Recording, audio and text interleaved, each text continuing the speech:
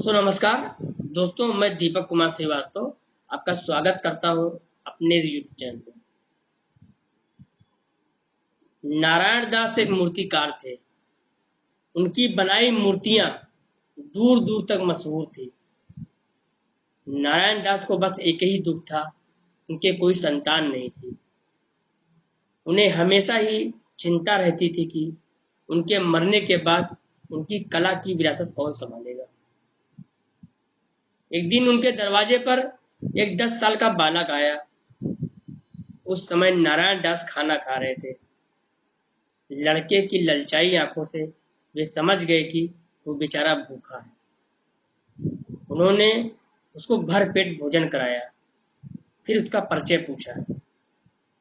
लड़के ने कहा, गांव में हैजा फैलने से उसके माता पिता की मृत्यु हो गई, वो अनाथ है।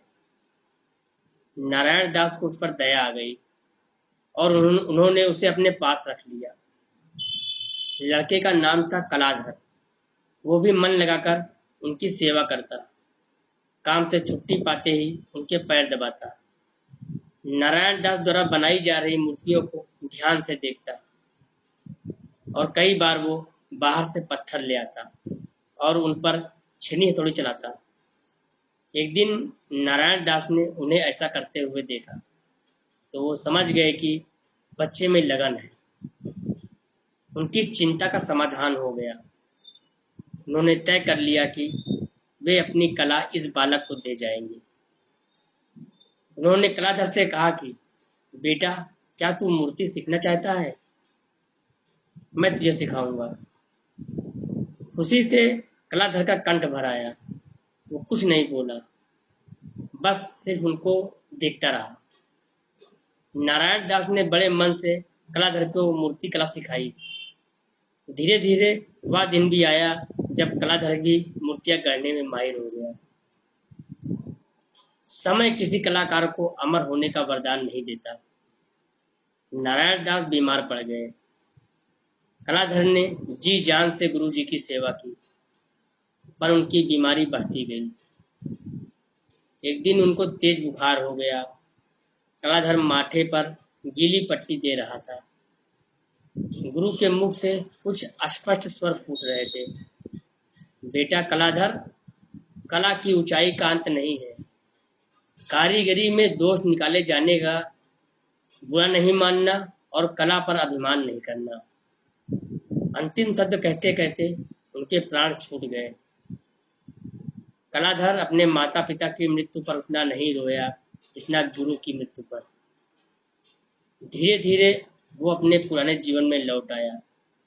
मूर्तियां गढ़नी शुरू कर दी। एक दिन एक साधु महाराज पधारे। साधु ने कलाधर से भगवान वासुदेव के बाल रूप की एक सुंदर मूर्ति बनाने को कहा। कलाधर ने उनसे 1 महीने बाद आने को कहा। साधु को इतना लंबा समय लेने के लिए आश्चर्य हुआ, मगर वो चुप रहे। 1 महीने बाद जब वो आए तो भगवान वासुदेव की मूर्ति देखकर दंग रह गए। साधु के मुख से निकला, वाह क्या खूब, बोलो तुम्हें क्या मजदूरी चाहिए? कलाधर बोला, घोर पाप महाराज, केवल आशीर्वाद दीजिए। साधु ने कहा, बेटा मेरा आशीर्वाद है कि तू देवलोक के लोगों की वाणी समझ सकेगा। और फिर साधु महाराज चले गए। एक दिन कलाधर अपनी कार्यशैली में मूर्ति गढ़ने में व्यस्त था। तभी से 2 व्यक्तियों की आपसी बातचीत सुनाई दी। साधु के आशीर्वाद से वो उनकी बातचीत समझ सकता था। बेचारा मूर्तिकार 5 दिन का मेहमान है, छठे दिन तो इसके प्राण लेने आना ही पड़ेगा। हमारा काम भी कितना क्रूर है। मूर्तिकार समझ गया कि ये यमदूत है। अब मौत का डर सबको होता ही है, सो उसे भी हुआ।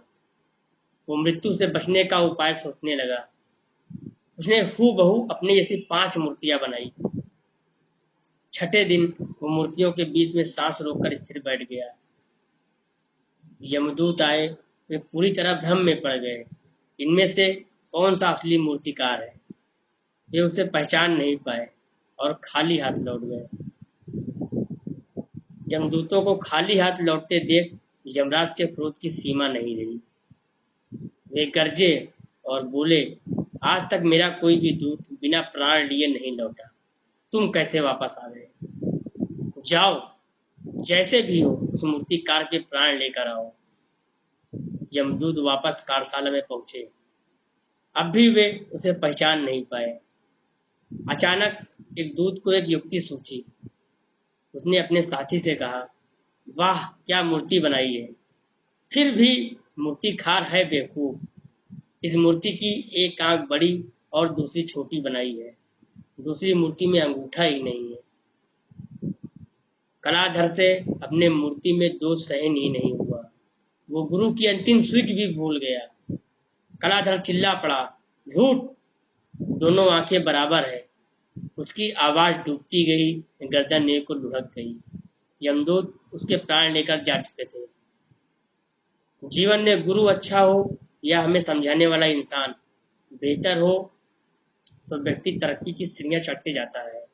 अगर हम गुरु की बातों को दरकिनार करते हैं तो हम खुद के पैरों पर ही कुल्हाड़ी मारने का कार्य करते हैं। इसलिए जब भी आपको कोई कुछ अच्छा सिखाए, चाहे वो आपका गुरु हो या आपके माता पिता, उनकी कही बातों को ध्यान से सुने और उन्हें अपने जीवन में ईमानदारी से अपनाएं।